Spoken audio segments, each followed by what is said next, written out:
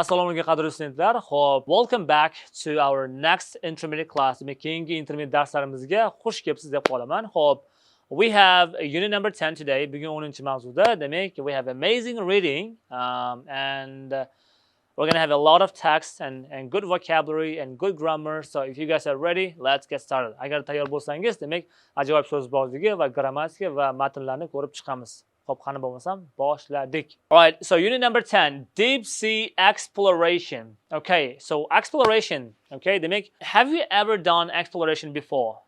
Right. So for example, have you ever been to near the sea? Demak, oldin dengizda oldi bo'lganmisiz yoki nimadir o'rganish yoki bo'lsam, demak, kashf qilishga harakat qilganmisiz?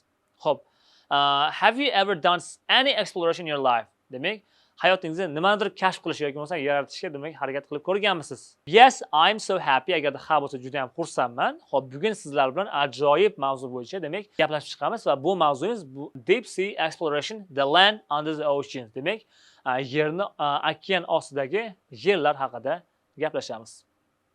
Right. Bo'lmasam birgalikda boshlashimiz mumkin bo'ladi va albatta yana qaytarib o'tamiz. Xo'p, doimgidek mana shu bergan savolimni, ya'ni have you ever lived or been let's say next to the sea or ocean, demak okeanlarda oldida bo'lganmisiz yoki yo'qmi? Ingliz tilida o'rtog'ingiz bilan so'rasangiz bo'ladi. Have you ever lived let's say next to the ocean? Have you ever seen the sea or have you ever seen ocean? If yes, that's really good and I'm very happy. Let's read it together. The land under the oceans. Well, as you can see, we have a picture and a few vocabulary inside. So we have the beach right here, as you can see. Okay, we have a shelf right here, and we have a slopes. Okay, few cliffs. Right, and we have a cliff right here. Okay, there's a plain right here. Nothing actually.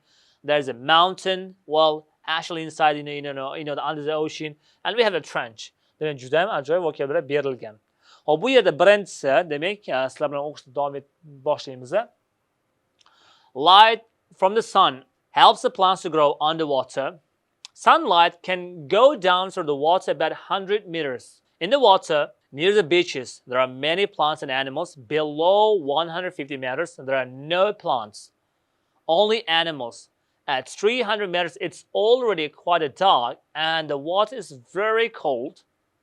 The ocean are about 3,000 meters in the deep, as you can see right here, right? And out in the oceans, there are mountains under the water, just like there are mountains on the land. In some part of the ocean, there are deep trenches. The deeper trenches goes down 11,000 meters. Much of ocean's floor is plain. If continues for 1,000 of kilometers, but there are a few animals there. It's difficult to explore the deep ocean. Water is heavy. Water is heavy. If a driver was in water 900 meters deep, the weight of the water above him would crush his body. One way to explore the deep ocean is to go down in a submersible. The deeper than 1,000 meters, there is no sunlight at all. The submersible has lights so the people inside can see what is outside. We can look at the picture of the animals that live in the deep ocean because they are lit up by the machine. If the lights were not on, there would be complete darkness. As you can see, we have a picture right here. It's a submersible, can go down to 4,000 meters. Right. And that's very, very cool. Okay, let's keep reading. Right, so chimney can go by 6 meters in a year. With submersible, scientists can look at chimneys where very hot water escapes into the ocean from below the ocean floor. It is so hot that it looks like a smoke from the fire. It has a tiny bits of the rock in it. Gradually, the tiny pieces to build a tall chimney. Many animals like living near the chimneys. There are crabs, octopus, and shellfish, but one of the strongest is the tube worm. Well, that's a plum, as you can see. Take the food. That's a tube. All right. The harder shell that protects from the worm. Okay. And anchor holds the worm and onto the chimney. Okay. Well, that's a tube actually. The tube worm can go for to 24 meters tall. Okay. A tube worm has no mouth or stomach. It takes the food from the water through the top of its body. The top of the tube worm looks like a red feather. It's called a plum, which is another word for a feather. The worm is protected by its tube, which is hard shell, and the bottom of the worm is anchor that holds the worm onto the chimney. It takes a long time to go down to 4,000 meters. It's submersible and the journey is not comfortable. Scientists are looking for other ways of exploring the ocean floor, and robots machine can go deeper. They do not carry the people, but they can record a lot of information about the ocean and they can take pictures.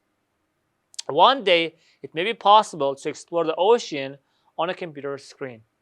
Okay.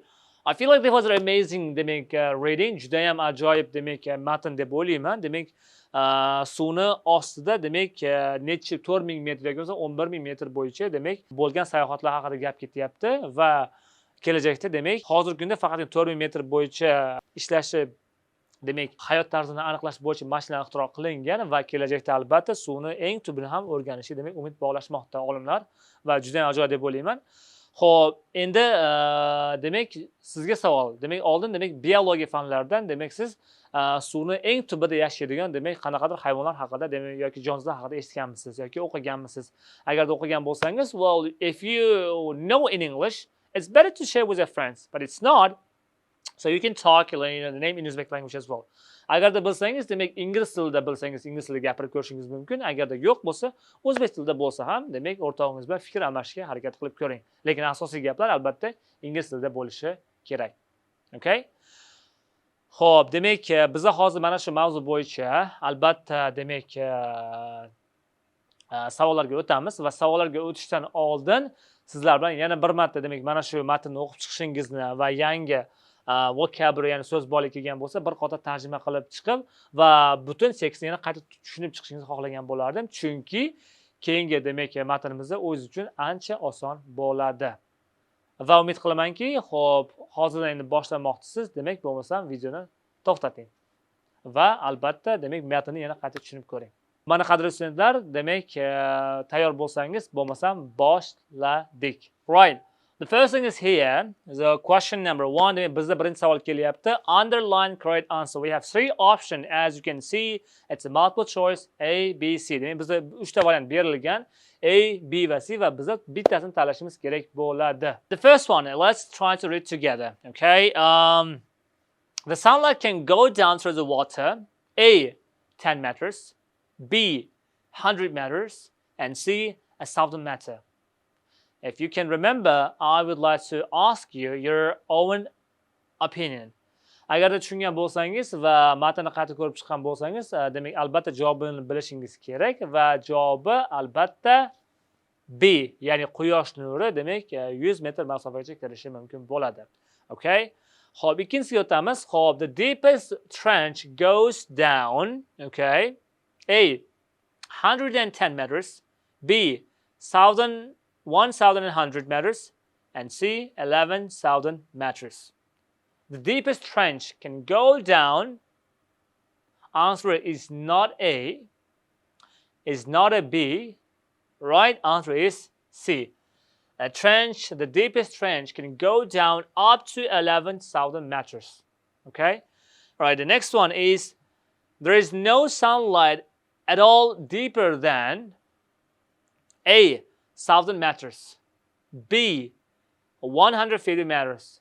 Number C, 300 meters.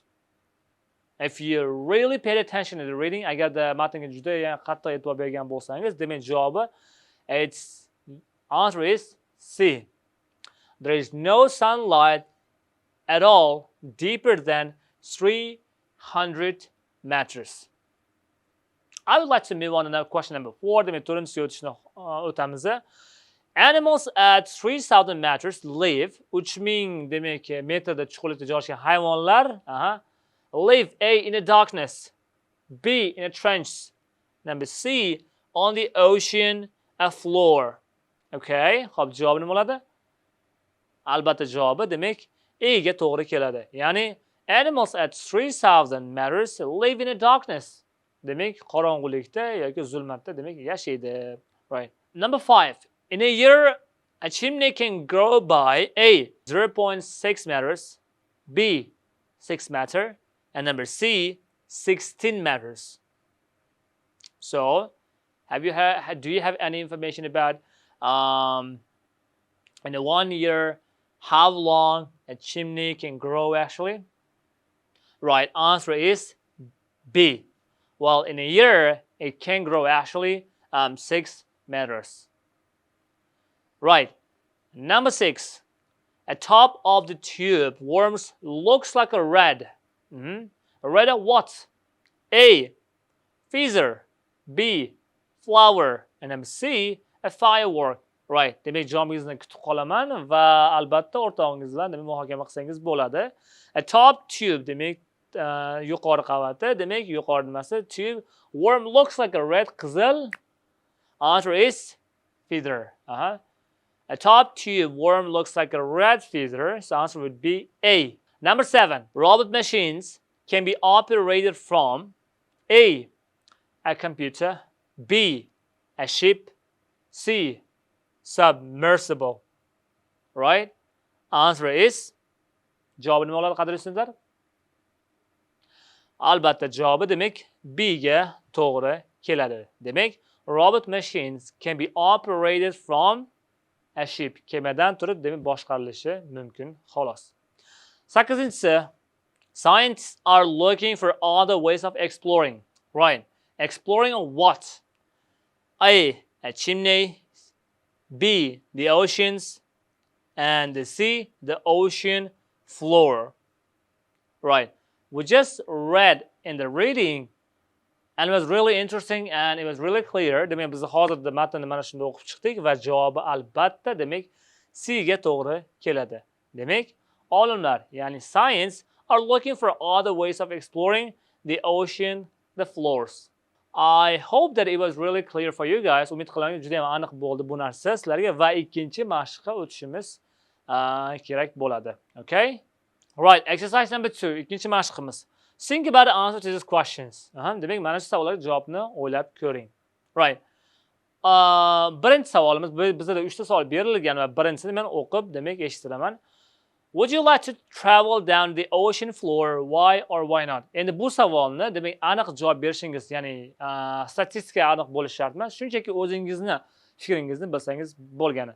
Misol uchun, would you like to travel down the ocean floor? Demek okeanning tub joyiga tushgan bo'larmidingiz? Ba'zi studentlarimiz, ya'ni o'quvchilarimiz ha deb javob beradi, ba'zilari esa qo'rqishadi yoki yo'q deyishadi. Demak, bu hamma odamda har xil fikr bo'ladi. Va agarda siz yoningizda oila a'zolaringiz bilan yoki uydagilaringiz bo'lsa va albatta mana shu fikrni bir-biri bilan ulashib ko'rishingiz kerak bo'ladi. Right?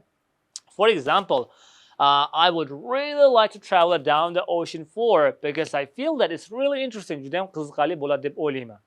Okay? If you can explain, agarda haqiqatda ha bo'ladigan bo'lsa, you have to give some explanation. Ozgincha demak, unga tushuncha berishingiz kerak bo'ladi. Ya'ni ha bo'lsa, yes bo'lsa, I would like bo'lsa, why? Ya'ni nimaga? Ya'ni nimada sabab bo'lishi kerak. Agarda no bo'ladigan bo'lsa, why not? Nima uchun endi yo'q? Tushunarlimi? Albatta demak, qisqa javobdan ko'ra uni javobingizni berdingiz va o'zingiz tanlovingizni tanladingiz. Ya'ni tanlov qanaqa? Ha yoki yo'q? Men ha degan javobni berdim va albatta orqasidan why, nima uchun degan so'zga javob berib qo'yishim kerak bo'ladi, chunki mana shu meni og'zaki nutqimni ko'proq so'zlashga majburlaydi va rivojlantiradi.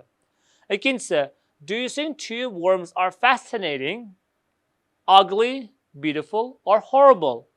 And you have to explain why. We have 3 adjectives are describing tube worms. We have 4 adjectives degan joydan. We have 4 adjectives describing the tube worms, and these are: the first one, fascinating; second, ugly; the third one, beautiful; and the last one is horrible. Like you can give your own answer. If you think it's fascinating, you can just talk about fascinating and why.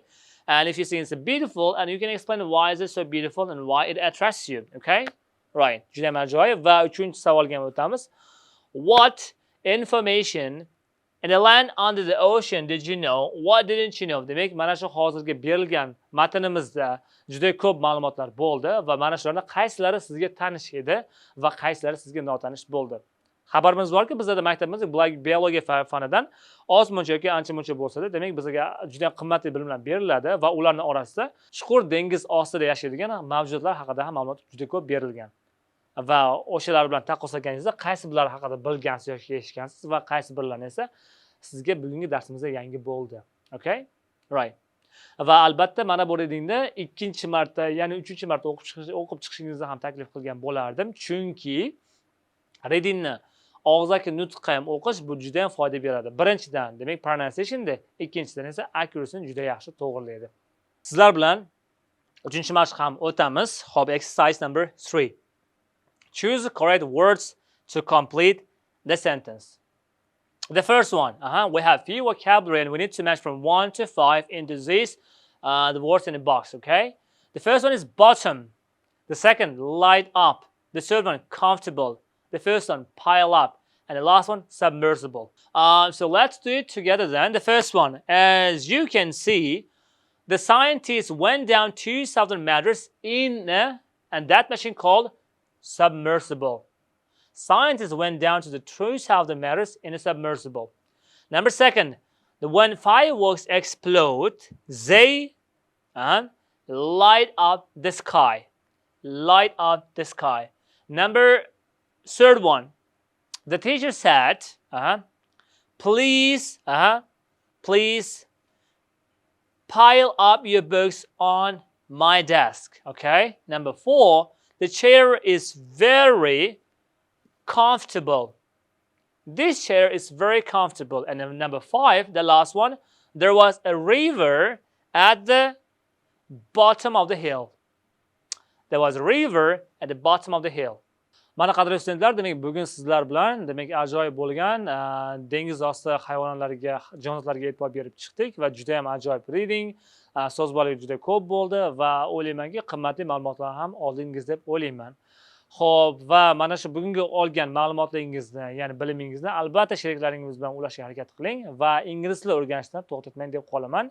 Okay guys, see you in the next lesson va keyingi darslarda sizlar bilan ko'rishguncha.